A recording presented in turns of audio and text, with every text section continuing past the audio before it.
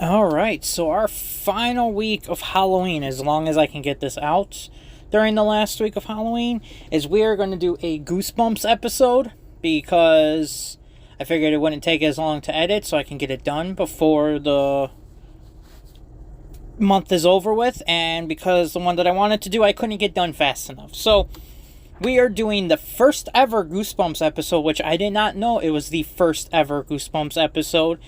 And it is probably one of the ones that most people know. It is The Haunted Mask Part 1 and 2.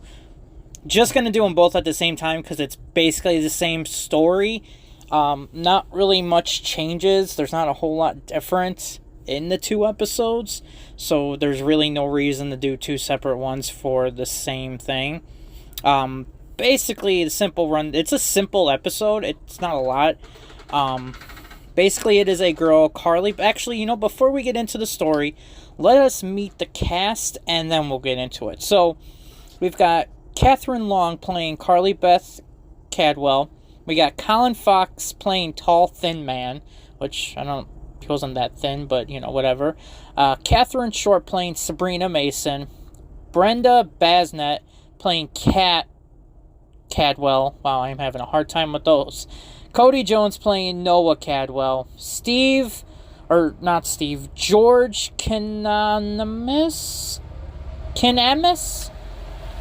I'm not 100% sure how to say that, but he plays Steve Boswell. On IMDb, it says as George Davis, so we're going to go with George Davis because I can't say his last name. Amos Crawley playing Chuck Green, and R.L. Stine basically playing himself. So, the simple rundown of this episode is Carly Beth basically is the only girl, apparently, in school that is getting made fun of. I don't know why she's the only person being made fun of. It seems really weird. But everyone seems to pick on her, especially Steve and Chuck are the only two who seem to pick on her the most, but everyone makes fun of her as well. Even her best friend laughed at her at one point, like, damn, girl, you're supposed to be her best friend and you're just a dick to her.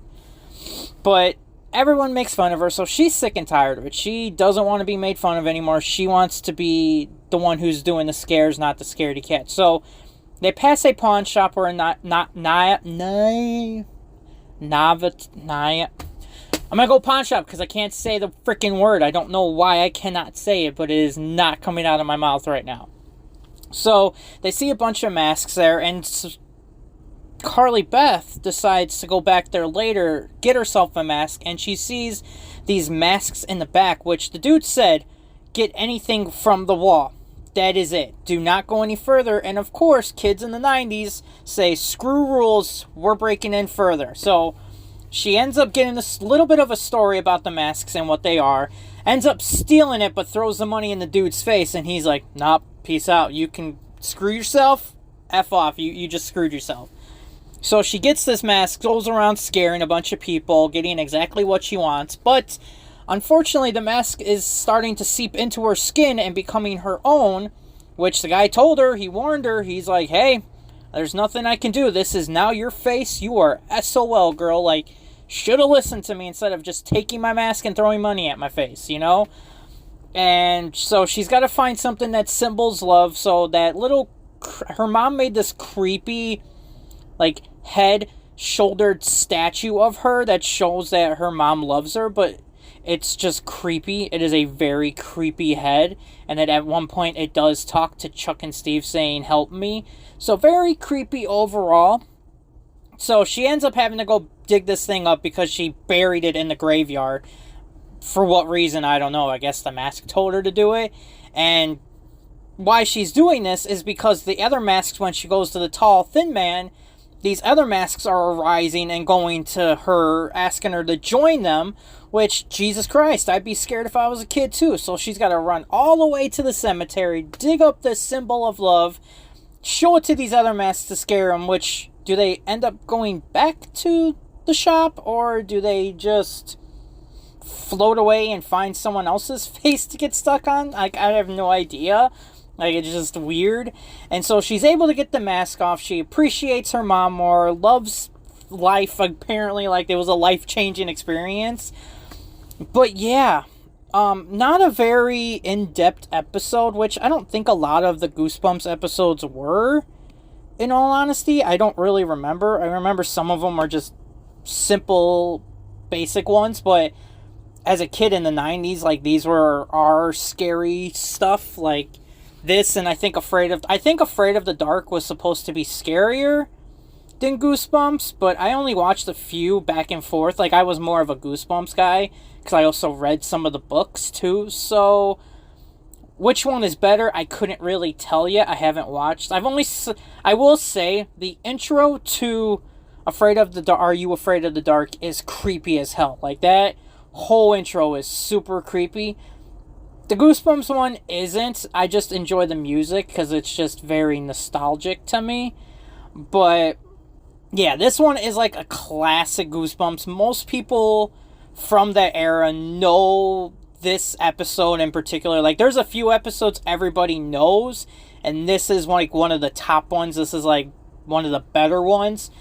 I think in nowadays standards, yes, it could be a little campy and dumb, but for back then, it had the creep factor. It was good. Like, I enjoyed it. I really did. So the grade that I plan on giving this one is I'm going to give it an A. I still enjoyed it. There wasn't really a whole lot of pros and cons. Like, the few pros that I had was the masks in the back all look great. Like, they all looked top tier. They didn't look like some dollar store, Dollar General looking masks. Like, you know, these looked legit. They looked good. Like, it looked like Tom Savini is making these masks back there. Like, they looked great. Like, I loved how they all looked, especially the main one. That one really looks great, and I just loved how it looked. Also, I kind of loved the battle between Carly Beth and the mask. Like, Carly Beth ends up doing something, and her friends even says, like, why are you doing that? And she's like, I didn't do that. That wasn't me. That was the mask. Like, I love how the mask kind of is starting to take over if she keeps it on too long. Like, that ends up becoming her. And the mask basically just takes over, and, like, you as your person is just completely gone. So I kind of like that battle between the two of them. Like, she's struggling because she wants to keep the mask on and be scary because she's sick of being a scaredy cat. But at the same time, the longer she keeps it on, the more she becomes someone that she isn't anymore. So I kind of like that. One of the cons that is a con to me, it doesn't change, is everybody was unnecessarily mean to Carly Beth. Like, everybody. Like, I don't understand why every single kid in school, like the scene where Chuck and Steve put worms in her sandwich, like, if you look at the background, everybody is like watching her eat this sandwich. Like, everybody knows that she's gonna eat a worm. Like, even her brother picks on her. Like, everybody is just, like, even, like I said, her friend even managed to scare her and joke around. Like, damn, girl, can she get a break? Like, everybody leave her alone. Like, this is what results in the people being sad and shit. Like, stop bullying people. Goddamn.